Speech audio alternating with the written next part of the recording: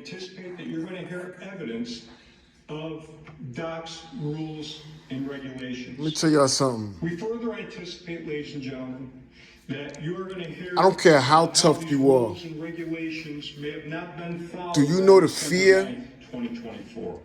Well, right now, this dude is probably worried about living. He's in pain.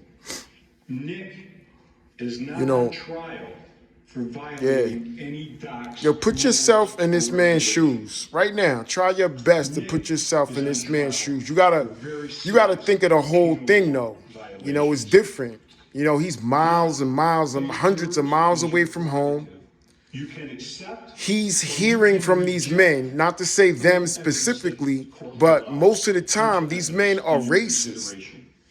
I used to be like, yo, how can it be this group of men and they all got like this little, they used to, or I don't know if they still do, they got a noose, like a nigga knot with a baby in it. Okay, that's when it was when I was a kid. When you go to jail, like these COs used to have these tattoos. I don't know if they still do today or whatever like that, but when I was a kid, 90s, they did. But this is oh, my point is like, I did time, right? New York State. I did 5 years, right? So it's like, if I was there and one I witnessed and another one I heard about of cops beating a dude to death, I was going to the box for a fight that I never really had or whatever. And when I got there, it was a dude, man. I seen him on a compound before. You ever seen that movie, Barbershop? That the big diesel African guy, the chunky dude that used to like, what's her name? You know what I'm talking about, the rapper. What's her name, man? Eve. The big dude? Yeah. Yo, I swear to God, he looked just like him. I used to see him on a compound. He didn't have the same attitude as the dude on TV, but he looked just like him. And I was cuffed one night. I remember being so happy because I was outside past, like, at nighttime. I remember it was summertime, and I was finally outside after being, locked up for a few years. When I was going to the box, I was happy because I was outside at nighttime, foolishly. Anyway, when I got there, I remember it was like 4 officers. I'm talking about like catching wreck on this dude, okay? So what they did to us was, me and the dude that I so-called was fighting, me and Mujahid, which we really wasn't. That was my chess partner. Anyway, we got mad at each other, but we didn't fight. And the CO didn't know that, our dorm, we live in a crack house. Hot crack house, more or less anything goes, or whatever. Ain't no CO, ain't no write-ups or nothing like that. But he didn't know. So anyway, long story short, we go to the box. We get there, they tell us to go immediately as soon as we go and turn to your right, and he turned to his left, go to the corner and face the corner. But your mind automatically makes you start to look at it. So I looked over my shoulder, just like you can't not look at it. And I guess another dude was coming on my left, and I was looking over my right shoulder, and he grabbed by the back of my head and banged my head into the corners of both of the walls. But during this whole thing, you get immune kind of the pain, man. Y'all don't know, man. Like the little slick, the 2 pieces, the dirty shit or whatever. Plus fighting in there and you working out like nothing, like there's no tomorrow. It's always cold. It's always hard. It smell like blood and metal all the time. Like it's just a horrible place to be at, prison up north, man. But if you're not built for it, you're gonna have an okay situation. If you just not gonna, you got to get a little crazy. You know what I'm saying? And whatever come your way, knock it down. You're gonna be all right after a while. But anyway, my point is, I heard these cops beat this man until he stopped putting up a fight. Okay, I seen other COs made to clean up this man's blood at 10 o'clock at night. 10 something at night. It was like 8, 9, 10. I don't know. It was nighttime. Clean up this man's blood. Okay, then I get to the back with a box. See, there's 2 boxes, y'all. We could go, like, if we on a compound, we could go to the box. That's like the regular, we call that jail. Okay, and then you can go to the shoe where you're gonna be in jail for a while. You're gonna be in the box for a while. But anyway, when you get back there, there's more COs with just state issue uniforms on, right? With wife beaters on, doing pull-ups. Okay? Listening to hardcore rap music. Ice grilling you while you handcuffed. See, it's a difference. It's a difference when you're not handcuffed. You know, anybody, whatever comes. And now But he's becoming an industry when you handcuffed and you got men that hate your skin color, oh, that's a scary feeling. Trust me, y'all. In this situation, obviously, I don't, but they go to dorms, man. That's a familiar, you'll never forget those dorms, man. I don't even know if I ever been to this prison. They switch you up to so many different prisons, like not to stay in, but for, overnights and staying in till you get downstate, like they the upstate and shit like that. Everybody always tell y'all the glorified, trip up north. They don't tell you about the realness that really goes on, like how it really is, what you there for. A lot of these dudes are somebody else for years, and they come home and they don't even know how to be themselves no more because they done been faking it to be somebody else so that they fit in or whatever the case is.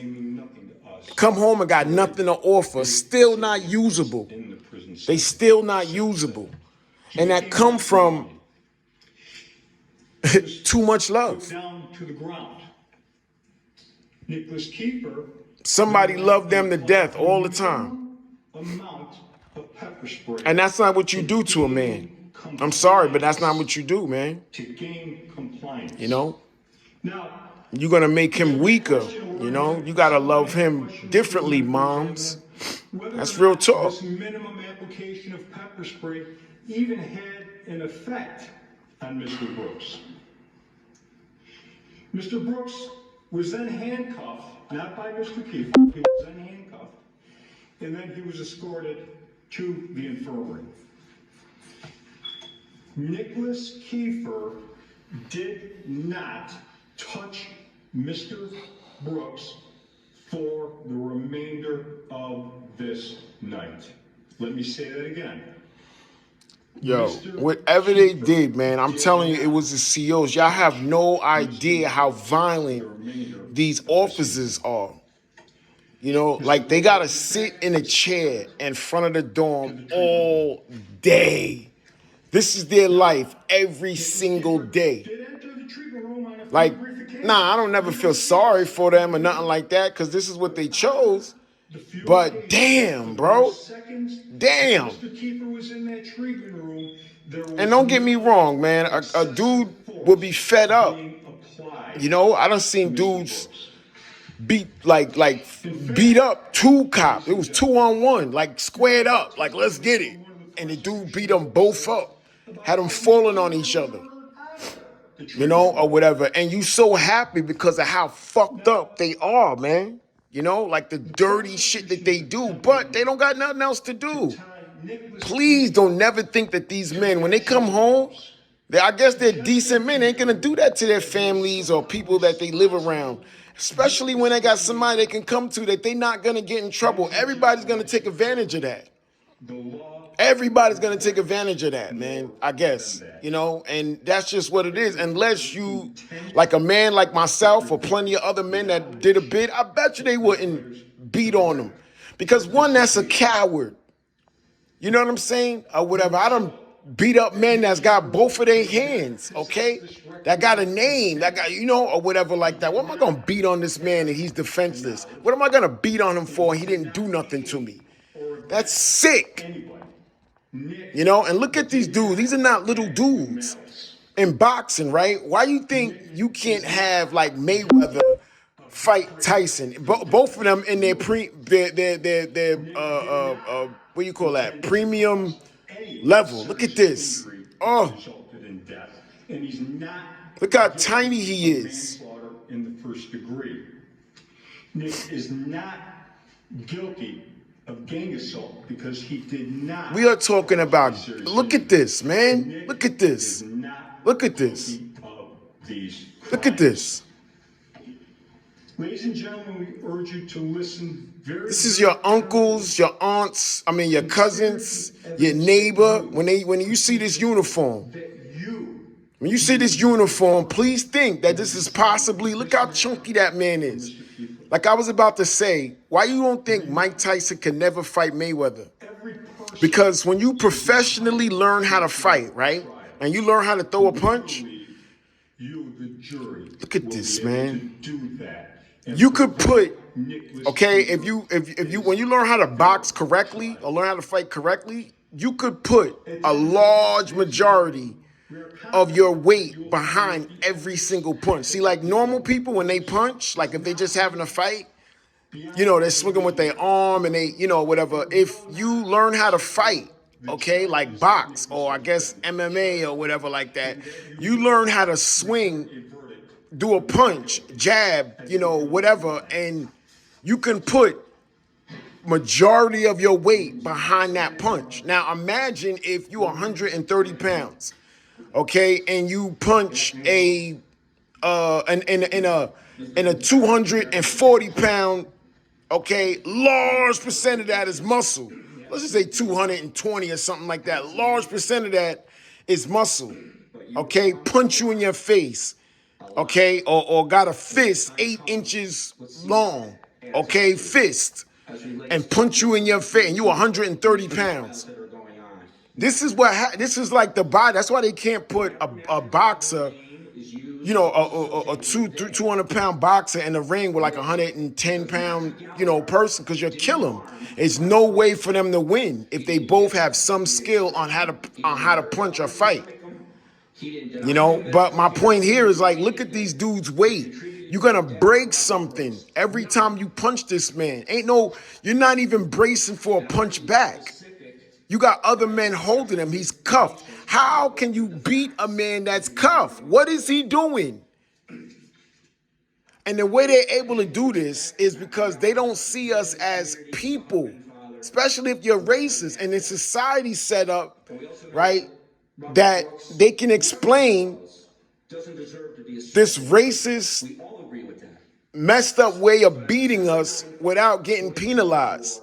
I feared for my life, all of this. This is all a reason why, what YouTube and the computer did for us, all these videos? We can stand back and look at how many times a cop feared for his life to the point now that we say, yeah, we feared for your life now. How many times can we look at cops pulling people over and saying the same thing? It's always I guess you call it a yin to a yang or a up to a down, or you know what I'm saying, or whatever. These men are vicious. Why? Why are you so violent? I seen it. I done been hurt before, man, from cops. From 14, I'll never forget it. Beat on to when I'm locked up, holding my all of my stuff, gonna go to my cell or dorm or whatever. CO just bang my head against the cement, same walls right there. Marcy is like a violent prison. I went to Auburn. I went to Orleans. It was some time ago. Where else I go? I've been to a lot of them, man. I've been to a lot. But that's where I spent most of my time as Orleans. On my way home, like when I was about to leave, just imagine going to the border and not getting your answer back for 2 weeks because you on the road. It take you a while to get down from Orleans to Wallkill to not downstate, release facility in Queens. I forget the name of that shit. But that shit take a while to get there because, like, let's just say this jail will bring you to another jail, like that's going towards New York, right? I mean, going towards home, right?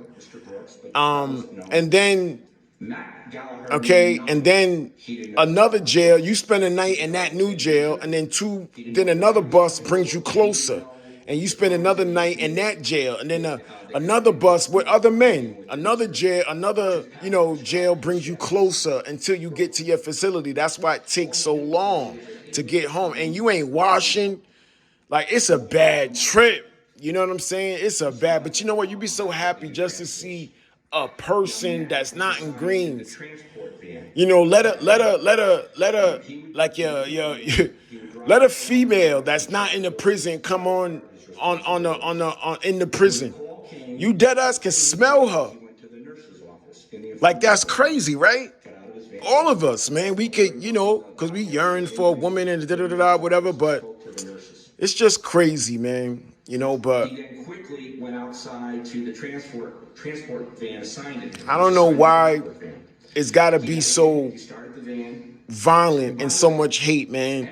Regardless of what's going on, and could you imagine? You know how many I seen a few dudes die in prison, fighting or whatever, and he got stabbed with like an ice pick under his arm, and it punctured his lung.